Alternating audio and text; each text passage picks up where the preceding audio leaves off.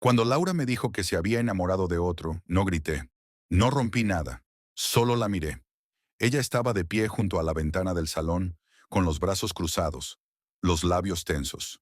Una maleta estaba apoyada contra la pared. Es alguien del trabajo, dijo sin mirarme a los ojos. Se llama Javier. Es un hombre de verdad. No pregunté qué significaba eso, ya sabía.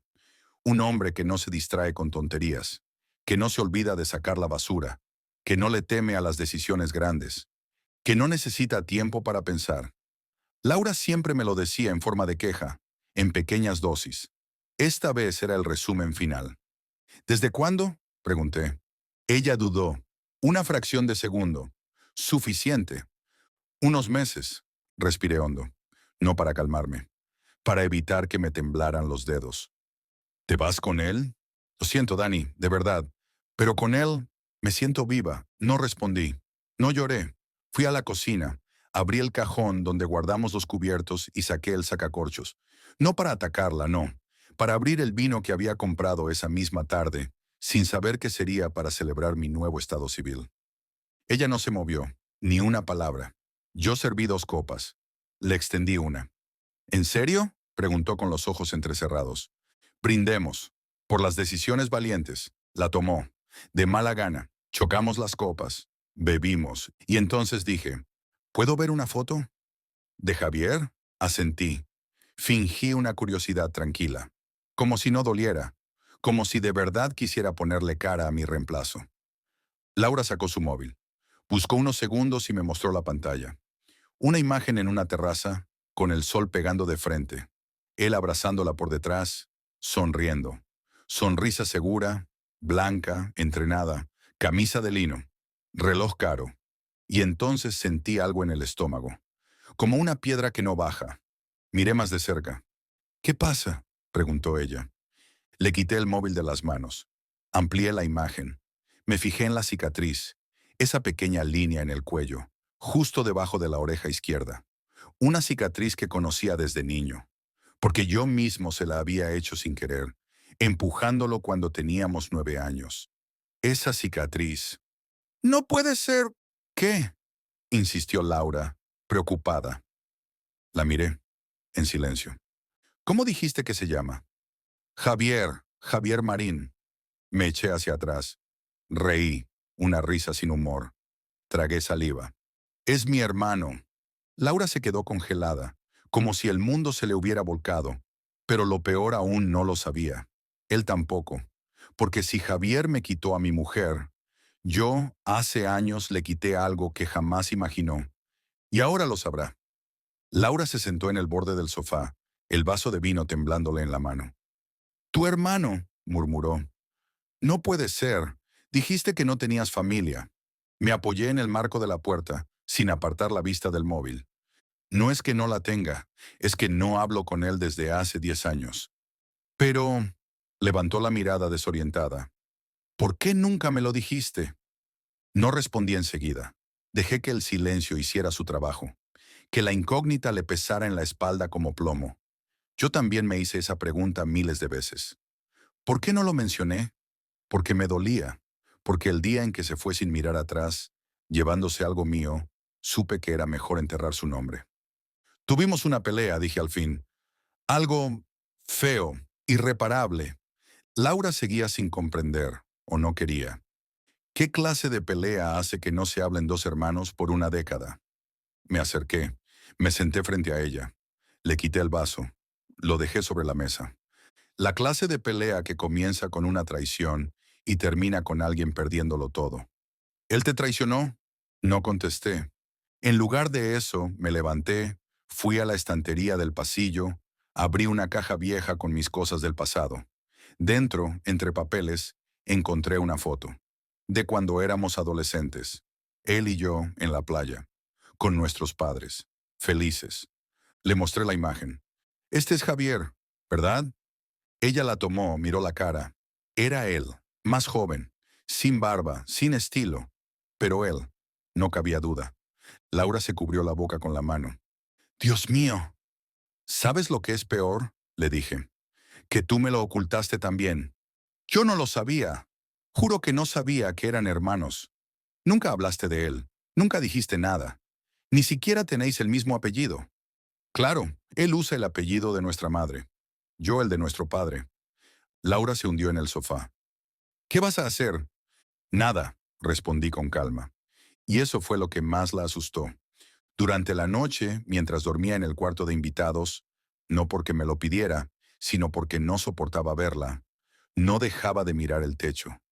10 años sin hablar con él. 10 años desde aquella última noche, desde que robó algo que no era suyo, y ahora vuelve, sin saberlo, a arrebatarme lo que quedaba. Pero él no sabe todo, porque yo también me llevé algo. Algo que le dolería más que perder una mujer. 2 días después, Laura se había mudado. No dijo a dónde, ni yo pregunté, pero lo supe igual, porque seguía sus movimientos como un cazador sigue las huellas de su presa.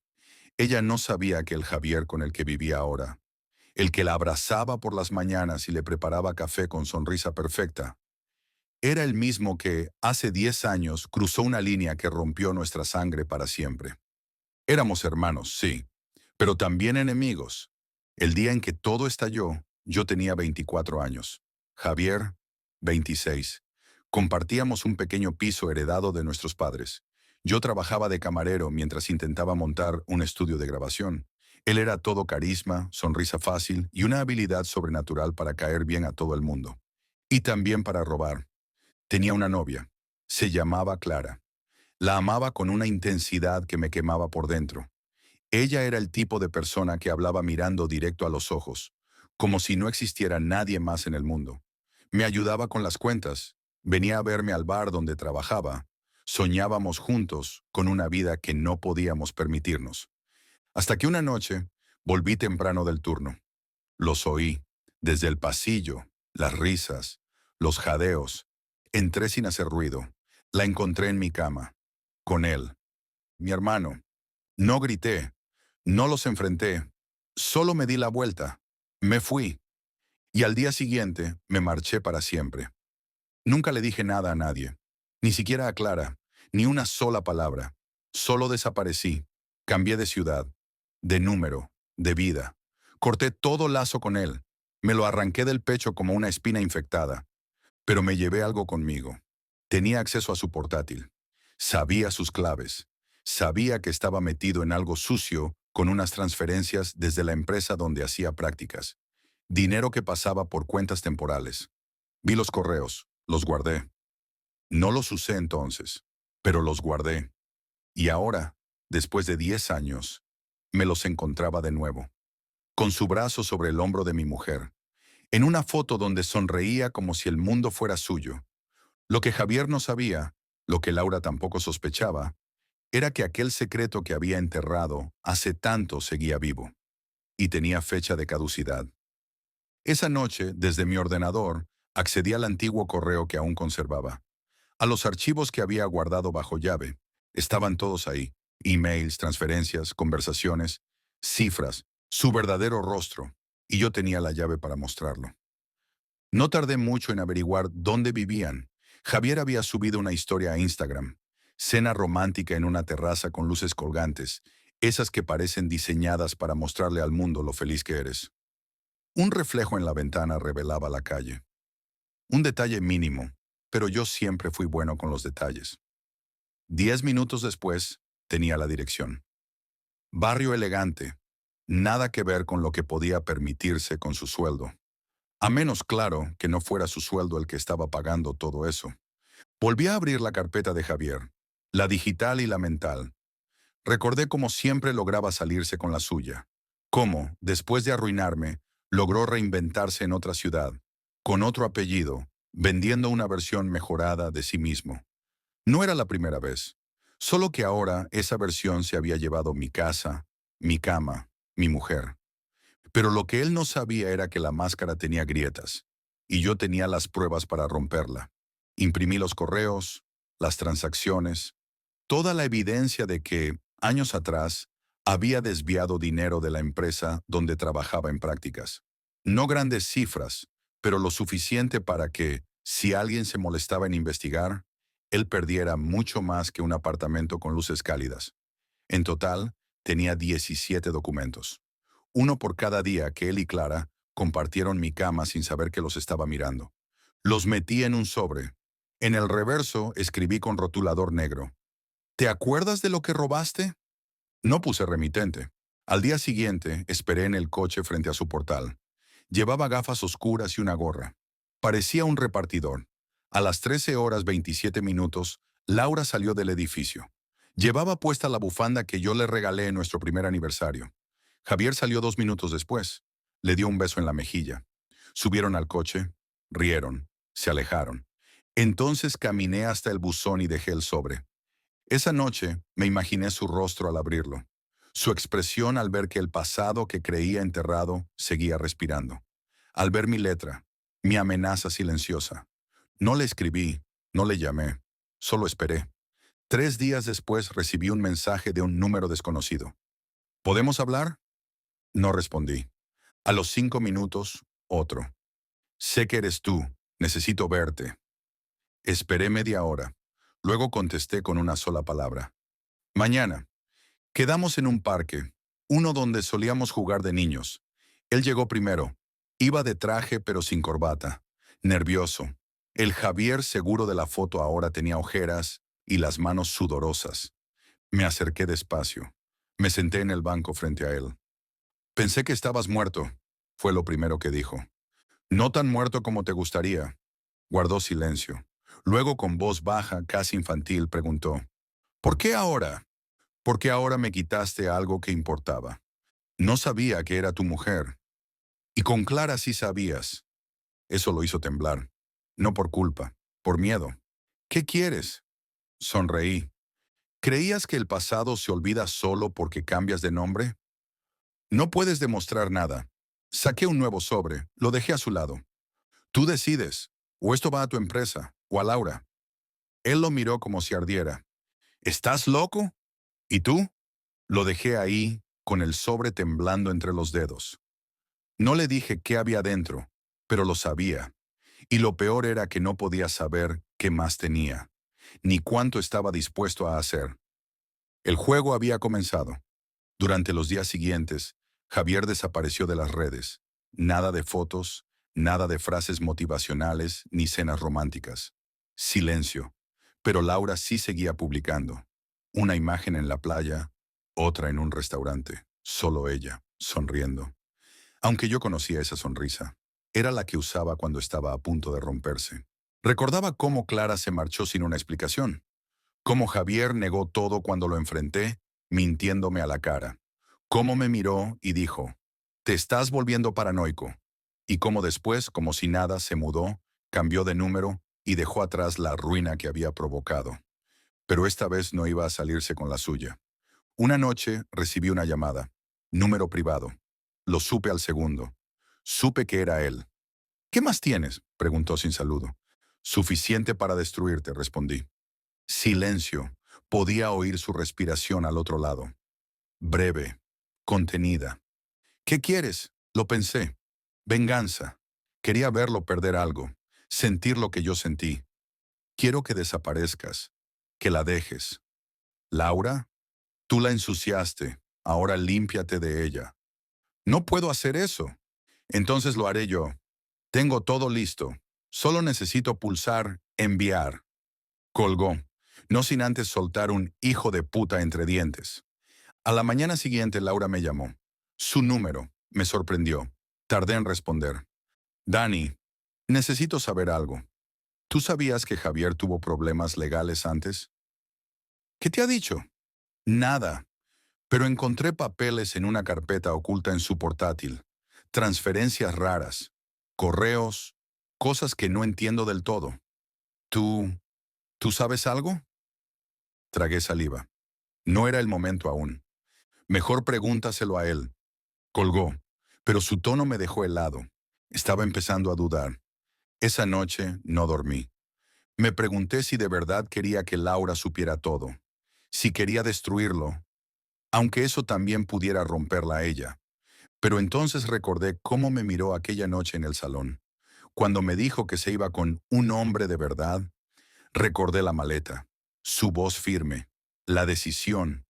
Number No era inocente. Era cómplice. 2 días después encontré una carta bajo mi puerta. Reconocí su letra. Sé quién eres. Sé lo que hiciste hace 10 años. Tú también me quitaste algo. Y si vas a hacer esto, prepárate. No me vas a destruir sin llevarte algo contigo. No estaba firmado, pero no hacía falta. Javier sabía que yo robé los archivos. Sabía que usé su portátil, que también traicioné. Y ahora todo pendía de un hilo. Uno de los dos iba a caer, y yo estaba dispuesto a empujarlo. El mensaje era claro. Si yo hablaba, él también lo haría. Pero había una diferencia esencial entre nosotros. Yo no tenía nada que perder. Él, en cambio, lo había construido todo sobre una mentira. Y esa mentira comenzaba a desmoronarse. Pasaron 3 días. Al cuarto me llegó un correo electrónico. Sin remitente, sin firma. Solo un vídeo. Lo abrí. En la imagen una cámara de seguridad. Interior de una oficina.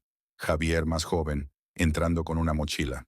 Mismo edificio donde trabajaba en prácticas. Lo reconocí por los ventanales.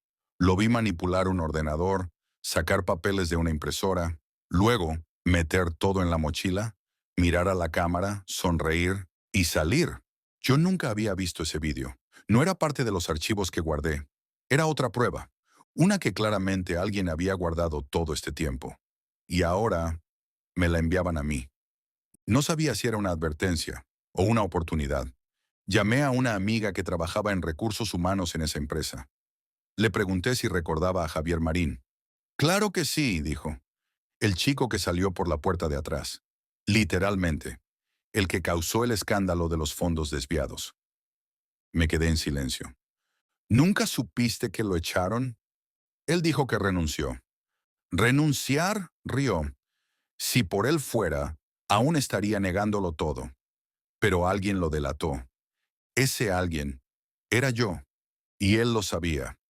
Esa misma noche volví a recibir un mensaje. Esta vez de Laura. Necesito verte. Es urgente.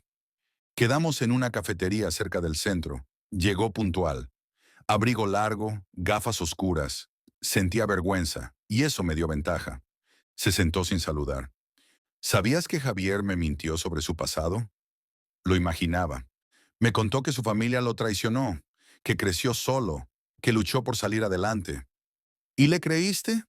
Quería creerle, hasta que empecé a ver cosas, papeles, correos extraños, y luego sacó una hoja doblada, me la deslizó. La encontré entre sus cosas. La abrí. Era una carta, de mi madre, antigua, firmada. Hablaba de sus 2 hijos, de no dejar que lo destruya todo por una mujer. Laura me miró. ¿Clara? Asentí. No quise mentir. Ella tragó saliva. ¿Él te la quitó? Numberella eligió, pero él la empujó. ¿Y ahora qué vas a hacer? La miré. Lenta, directo a los ojos. Lo que él hizo conmigo, arrancarle todo. Laura desvió la mirada, dañada, vacía. ¿Y yo? Tú ya elegiste tu bando. Se levantó, dejó la taza llena, se fue sin decir adiós. Esa noche no dormí, no por culpa, sino por lo que venía después. Porque si Javier pensaba que lo había perdido todo, aún no sabía lo que realmente le quedaba por perder. A la mañana siguiente, fui directo al antiguo despacho donde trabajaba Clara. Sabía que ya no estaba allí, pero alguien debía saber algo de su paradero. No por ella, por él, porque si había una última grieta por la que podía entrar, era esa. La recepcionista me miró con suspicacia cuando pregunté por Clara Medina. ¿Eres familiar? Viejo amigo, respondí. Tecleó en su ordenador frunciendo el ceño. Ella ya no trabaja aquí desde hace más de 5 años, pero dejó un correo para emergencias. ¿Quieres que le escriba? Asentí. No esperaba respuesta, pero esa misma tarde la tuve. Daniel, supe que era cuestión de tiempo. Si quieres hablar, estaré mañana a las 12. Café Delicias, no tardes. No firmó. No hizo falta.